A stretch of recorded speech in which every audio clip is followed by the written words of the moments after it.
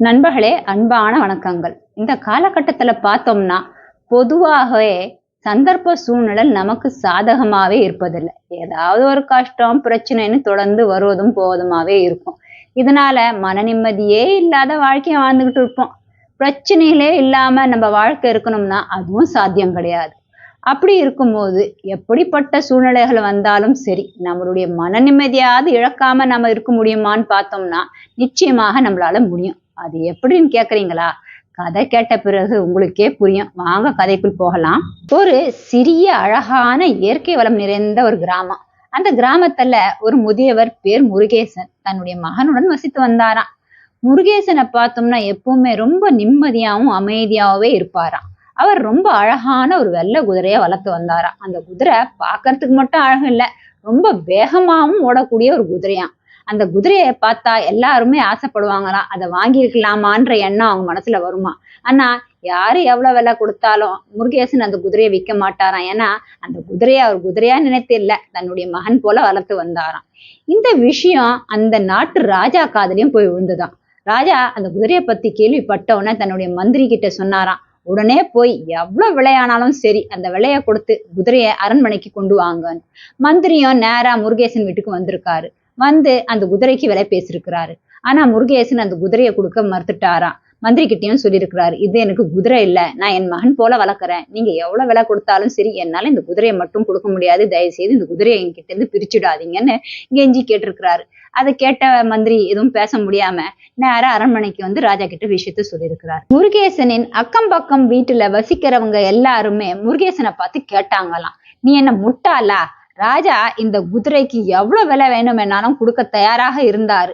அதை வாங்கிக்கிட்டு இந்த குதிரையை பேசாம வித்து விடாம மீதி உள்ள வாழ்க்கைய நிம்மதியா செல்வ செழிப்போட நீ வாழ்ந்திருக்கலாம்ல.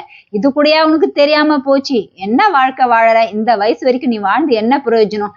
நல்ல ஒரு அதிர்ஷ்ட வாய்ப்பை கை நழுவ விட்டுட்டியே அப்படின்னு எல்லாரும் பேசினாங்களாம். ஆனா அதை பற்றியெல்லாம் முருகேசன் எந்த கவலையும் படலையாம். இந்த காதல வாங்கி அந்த காதல விட்டுட்டு எப்பவும் போல ரொம்ப அமைதியா நிம்மதியா தன்னுடைய காரியங்களை எல்லாம் கவனித்து கொண்டிருந்தாராம். இப்படி இருக்க மறுநாள் காலையில பார்த்தா குதிரை ஆலயத்துல அந்த குதிரைய காணவில்லையாம். முருகேசன் அந்த பக்கம் இந்த பக்கம் எல்லா திசையிலும் தேடி பார்த்தாராம். ஆனா எந்த பிரயோஜனமும் இல்லையா, குதிரை கிடைக்கவே இல்லையா.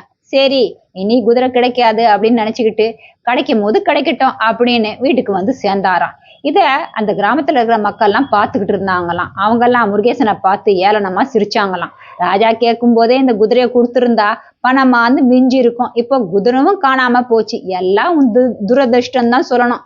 கெட்ட நேரம் இருந்தா மூளை இப்படிதான் வேலை செய்யும் அப்படின்னு சொல்லி எல்லாம் சிரித்தார்களாம். முருகேசன் அதை பத்தி எல்லாம் கவலைப்படலையாம். எதையும் கேட்காம போல என்னுடைய குதிரை நிச்சயமா என்கிட்ட வந்து சேர்ந்துரும், அந்த நம்பிக்கை எனக்கு இருக்கு, வந்தா பாப்போம் அப்படின்னு சொல்லிட்டு மீண்டும் தன்னுடைய வேலையை அதே அமைதியோடும் நிம்மதியோடும் செய்ய தொடங்கினாராம். 2-3 நாட்கள் கடந்த பிறகு முருகேசனுடைய வெள்ளை குதிரை தன்னை கூடயே இன்னும் ஒரு 3 குதிரைகளை கூட்டிவிட்டு முருகேசன் வீட்டுக்கு வந்து சேர்ந்ததான். அதை பார்த்த கிராம மக்கள் எல்லாம் ஆச்சரியத்துடன் பேசினார்களாம், என்னடா அதிர்ஷ்டம் முருகேசனுக்கு, இந்த குதிரை வந்தது இல்லாம கூடவே 3 குதிரைகளும் கூட்டிட்டு வந்திருக்கு, முருகேசன் அதிர்ஷ்டசாலிதான்ப்பா அப்படின்னு பேசினாங்களாம்.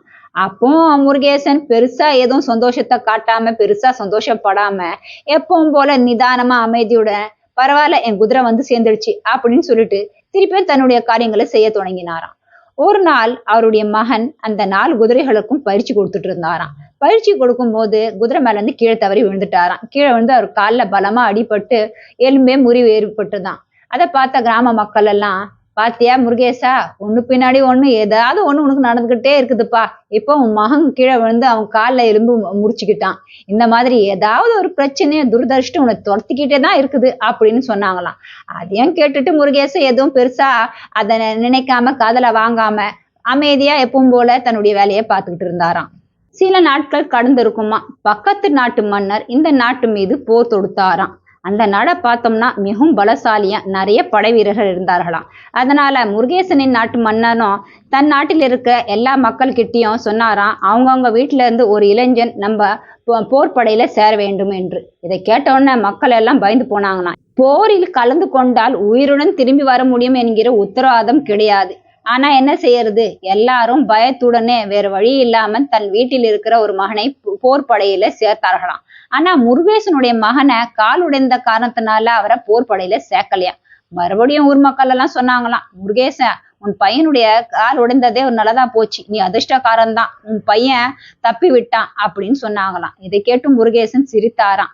அப்புறம் மக்களை பார்த்து சொன்னாராம், நான் எந்த விஷயத்தையும் அதிர்ஷ்டம் துரதிர்ஷ்டம் அப்படின்னு எடுத்துக்கிறதே கிடையாது, எல்லாத்தையும் சமநிலையா பார்ப்பேன். ஏன்னா இன்னைக்கு நல்லதா தெரியறது நாளைக்கு நமக்கு கஷ்டத்தை கொடுக்கலாம், இன்னைக்கு நமக்கு கஷ்டமா தெரிகிறது நாளைக்கு நமக்கு நல்லதாவே மாறலாம். அதனாலதான் நான் எதையுமே பெருசாக எடுத்துக்க மாட்டேன், பெருசா கொண்டாடவும் மாட்டேன். இப்படி ஒரு மனப்பக்குவத்துடன் நான் வாழ்க்கையை வாழ்வதனாலதான் எப்போதுமே என் மனசுல ஒரு நிம்மதி இருக்கும், வாழ்க்கையை அமைதியுடன் வாழ்ந்து கொண்டிருக்கிறேன் அப்படின்னு சொல்லிட்டு முருகேசன் மெதுவாக சிரித்தாராம். முருகேசன் சொன்னபடி எதுவாக இருந்தாலும் சரி, நிச்சயமாக அது மாறிவிடும். இன்னைக்கு எது நமக்கு அதிர்ஷ்டம்னு தெரியுதோ அது நாளைக்கு துர்தஷ்டமா மாறலாம். எதை நாம துர்தஷ்டம் நினைக்கிறோமோ அது அதிர்ஷ்டமாக மாறிவிடலாம். அதனால அதிர்ஷ்டம் வந்த உடனே ரொம்ப அதிகமா சந்தோஷப்பட்டு மலை உச்சிக்கு சென்று விடக்கூடாது, துரதிர்ஷ்டம்னு ஒண்ணு வந்த உடனே துக்கம் தாங்காம பாதாளத்துக்கும் சென்று விடக்கூடாது. எதுவாக இருந்தாலும் சமநிலையாக நம்ம யோசிச்சு பார்க்கணும்.